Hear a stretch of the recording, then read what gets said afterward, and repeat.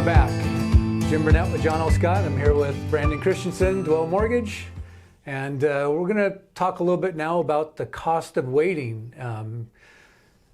You're thinking, we've explained that the bubble's not going to happen. So if you're still waiting to get into the market, what's it going to look like with interest rates rising and appreciation and all of the other factors of waiting?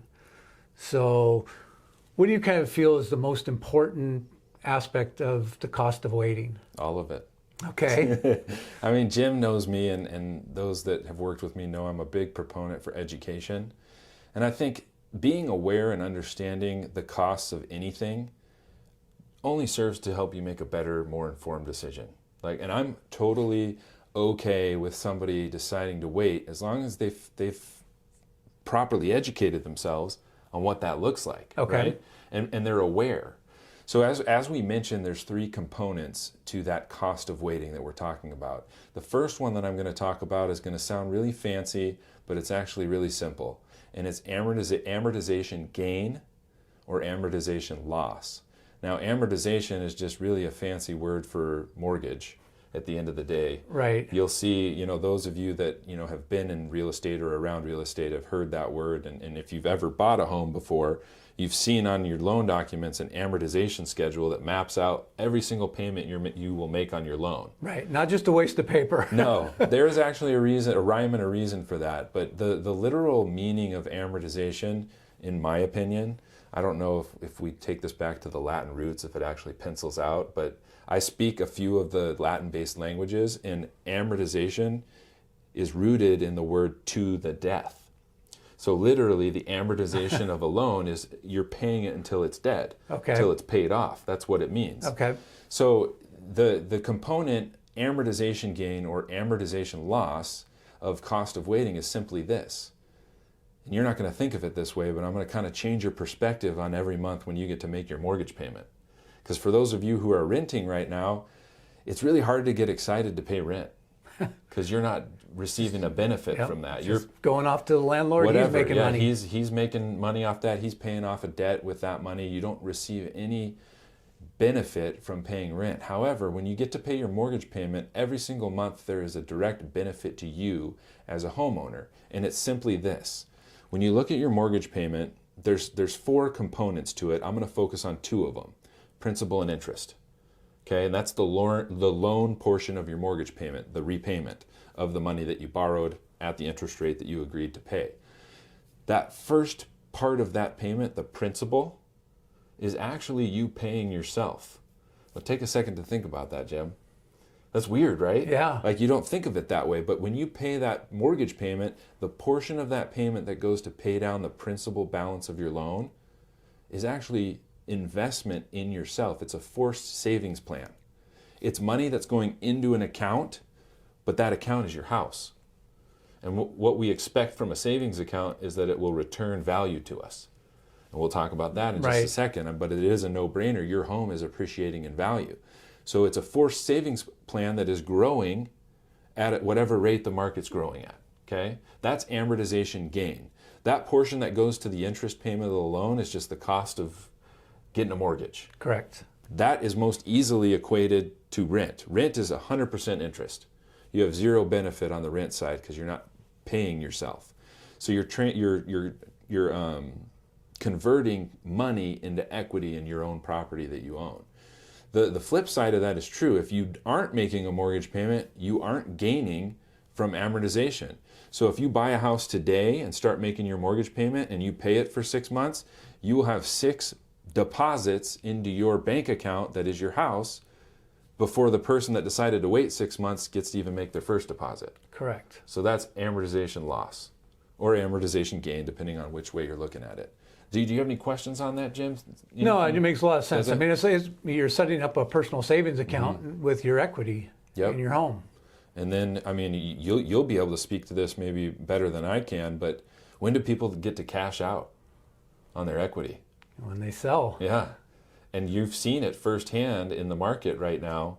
People are cashing out. Right. Right? It's pretty cool. Yeah, and I mean, getting way more than they ever thought their house was worth. And that's not going to be true all the time, But the principle always remains, and it is a constant. Real estate appreciates in value, even in down markets. We could talk about that on a whole separate segment. Right. But historically, over time, real estate appreciates in value. So it's a huge benefit to be able to pay a mortgage. Oh, absolutely. Let's break for just like 5 seconds to cut it there. And we can mix it, we can splice it together. Okay. Was that good? Simple enough? Yeah, I think so. Okay.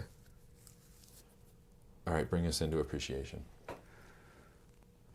So since we were talking about amortization gain, that's obviously one piece of it, but we'll also have appreciation in the home, what the market says the house is worth.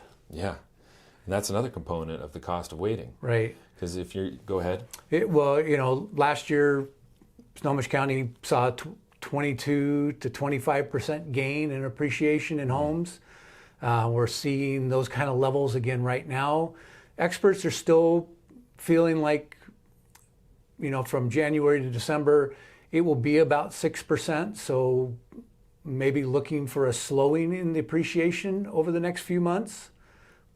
But maybe, knock on wood. We don't have a crystal ball here. But what are your feelings on that? I think it's a complex idea that we'll do our best to make really simple. Appreciation is your ability to capitalize on the increase in value of something that you own. Now that's true of anything, but when it comes to real estate, you as a homeowner get to take advantage of market appreciation because whatever you paid X amount of dollars for down the road is now worth more than what you paid for it. Right. Right? And so if you took advantage of the opportunity to buy a house, not only did you get to make your mortgage, as we've discussed, now you also get to kind of sit back and watch the market go to work, which is the beauty of markets, right? And going back to some previous topics that we've talked about, in a market where inventory is low and demand is high, appreciation or the rate of appreciation will be accelerated. So you get to take advantage of all of that appreciation gain as you own the home without really having to do anything other than make your mortgage payment. It's because the market's going to grow. It's kind of free money. It is free money. Yeah. But you have to be in the market to take advantage of appreciation. Correct. Because if you're not in the market, then it's almost like you're trying to, those old Western movies where the train, is going and they're trying to run to keep up with the train and jump to get on board. It kind of feels like that at times because as the market continues to get more and more expensive or appreciate more and more in value, affordability becomes an issue, and so does that down payment portion.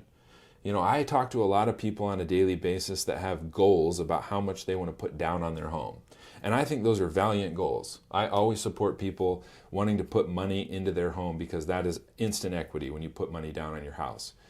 However, if you have a fixation on the idea of putting 20% down and the market continues to move, and to Jim's point from earlier at 22 to 25% clip, the ability to make that 20% down payment gets harder and harder every year that you wait. Right. And it's actually mind-boggling. If you look at the market like we have in Western Washington with home prices where they're at, Snohomish County, the current median price for a home is about $580,000, which still seems low to me from what I'm seeing in the market. Right. But if you look at every possible home, I mean, it does sound accurate. In King County, it's closer to $800,000. As that market continues to appreciate in value, that 20% down payment continues to get higher and higher and higher, and it's almost to the point where you have to save half of your income to even get to 20% the next year. Correct. Which is really hard to do when you've got kids and other expenses and life happening. And so the bottom line here is as a homeowner, you get to sit back and take advantage of the market appreciation, which is really something that's also just an amazing opportunity for the building and creation of wealth, because you literally don't have to do anything other than let the market cook.